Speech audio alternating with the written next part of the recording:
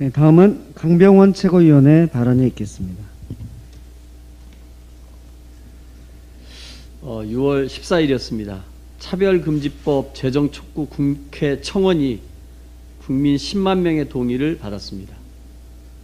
이에 힘입어 지난 16일이었죠. 이상민 의원님을 필두로 한 24명의 동료 의원님들께서 고용, 재화 용역, 교육, 공공서비스 외에도 인공지능과 디지털 영역을 포함한 모든 영역에서 차별을 금지하고 피해를 실질적으로 규제하는 평등법을 발의했습니다. 우리 헌법 제10조와 11조에서 규정하는 국민의 기본권인 평등권을 구체화하는 법률로서 2007년 노무현 정부가 평등법과 같은 차별금지법을 처음 발의한 이후 9번째입니다. 그러나 헌법 정신을 구체화하고 인간의 존엄을 파괴하는 차별에서 국민을 지키는 법조차 지난 14년간 모두 임기 만료로 폐기되거나 철회돼야 했습니다.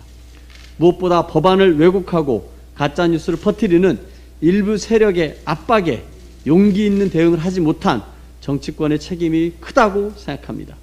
그러나 지난해 국가인권위원회가 발표한 여론조사를 보면 국민 10명 중 8명이 직장과 학교 등에서 차별받은 경험이 있다고 말하면서 평등법과 같은 취지인 차별금지법 제정에 찬성한다고 밝혔습니다. 한국여성정책연구원이 실시한 조사에서도 찬성 의견이 87.7%에 달했습니다. 국민 절대 다수는 상식적이고 합리적인 판단으로 이 법의 필요성을 요청하고 계신 겁니다. 평등법 입법 촉구 목소리가 높지만 한 가지 우려스러운 점도 있습니다. 어제 이준석 국민의힘 대표는 차별금지법은 시기상조라고 말했습니다.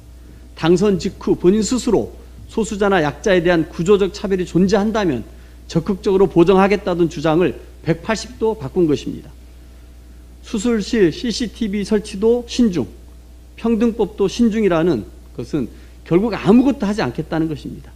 약자의 고통과 차별로 인한 기울어진 운동장을 외면하는 것이 이 대표가 그토록 강조하는 공정이고 능력주의입니까? 다시 한번 묻지 않을 수 없습니다. 미국에서는 불과 60여 년 전만 해도 백인과 흑인은 학교와 병원을 같이 이용할 수 없었고 물조차 함께 마실 수 없었습니다. 피부 색깔로 인간의 등급을 나눈 것입니다. 그러나 오늘을 사는 우리는 이러한 차별이 어떠한 근거도 없이 행해졌다는 사실을 잘 알고 있습니다. 나에게는 꿈이 있습니다. 이 나라가 모든 인간은 평등하게 태어났다는 것을 자명한 진실로 받아들이고 그 의미를 신조로 살아가게 되는 날이 오리라는 꿈입니다. 1963년 마틴 루터킹 목사의 연설 중 일부입니다.